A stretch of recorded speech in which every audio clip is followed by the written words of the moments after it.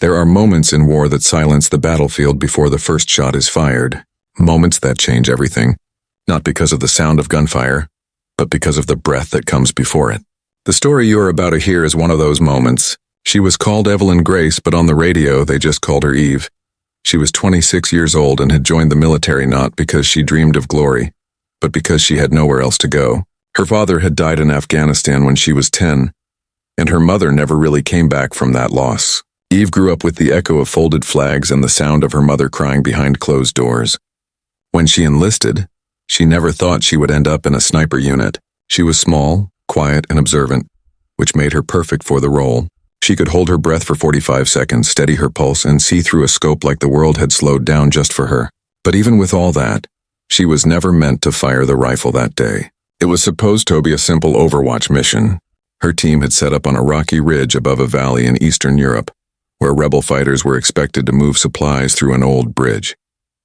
Eve was the spotter, not the shooter. Her job was to calculate range, wind, and direction, while her partner, Sergeant Cole Matthews, took the shot. Cole had been in the Army for 12 years. He was calm, collected, and cold under pressure. To the younger soldiers, he was like a rock, unshakable, unbreakable.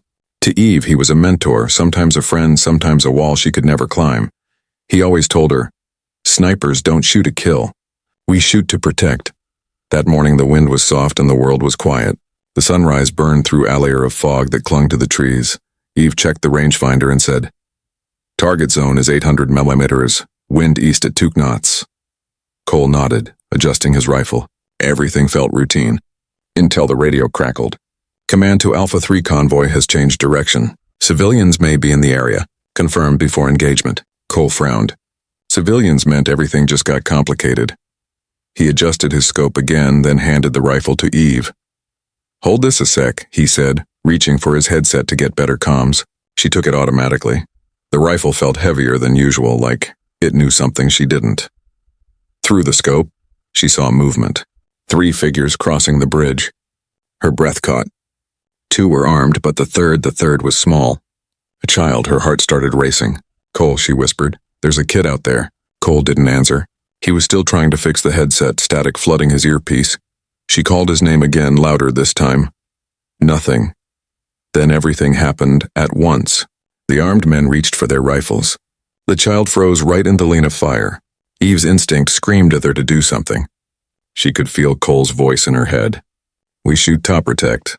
She shifted the rifle, lined up her sight, and exhaled slowly. The world went silent. The trigger broke cleanly under her finger. One shot, the rebel on the left dropped instantly. The other turned, confused, and then another shot rang out. Cole's rifle this time. The skinned man fell. The child bolted for cover. When the dust settled, Eve's hands were shaking. The rifle felt like it was burning her palms. She looked over at Cole, who was staring at her like he had just seen a ghost. "You fired?" he asked quietly. Eve swallowed hard. They were going to shoot the kid. "You weren't answering." Cole took off his headset and rubbed his face. "You weren't supposed to fire." His voice was calm, but his eyes were full of something she couldn't read. Shock, fear, maybe even guilt. They called it in. Command confirmed the kills and cleared the area. The child was found hiding behind a fallen tree, terrified but unharmed. Eve sat in silence, staring at the rifle resting on the dirt. That night, the campfire crackled softly. Cole sat across from her, silent for a long time. Then he said, "You did the right thing." Eve looked up. "You don't believe that?" he sighed. "In the book, no, by instinct, yes, you broke the rule, but you saved a life out here. Sometimes that's the only rule that matters." For the next few weeks, Eve couldn't shake the image of that child's face. Every time she closed her eyes, she saw his eyes wide with fear. She replayed the moment again and again, the feel of the trigger, the echo of the shot, the sudden stillness. After she didn't regret saving him, but something inside her had changed. A month later, their unit was ambushed during a night operation. Gunfire ripped through the darkness and chaos swallowed the valley. Cole and Eve were separated. She could hear him shouting orders over the radio, but then his voice cut out. She grabbed her rifle and moved through the trees, scanning for movement. The moonlight caught a flash of metal, an enemy sniper scope reflecting from the ridge above. She didn't think she fired. The shot echoed across the valley and the reflection vanished. When she reached the ridge, Cole was there, crouched behind a rock, alive but bleeding. She dropped to her knees beside him. Guess I owe you one, he muttered, wincing. She smiled through the tears. Where even the medevac came at dawn. Cole was airlifted out and Eve watched the helicopter disappear into the pink sky. After that, she was different.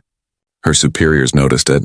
The quiet girl who used to hesitate now moved with purpose. She took over as the team's lead sniper. When Cole retired 6 months later, on her first mission as team leader, a young recruit handed her the same model rifle she had used that day. He smiled nervously and said, "Ma'am, it's yours." She took it, felt its weight, and whispered under her breath, "We shoot to protect." Years later, she would tell that story to new soldiers. The story of how she wasn't supposed to fire, how the spotter became the sniper because no one else could, how she learned that hesitation can cost more than a mistake. She never glorified it. She never called herself a hero. She just said, "Sometimes you do what you must so others don't have to." And somewhere in a small village, a boy grew up to be a doctor. He didn't remember the soldiers who saved him. Only that own day when the shooting stopped, a woman with kind eyes told him he was safe.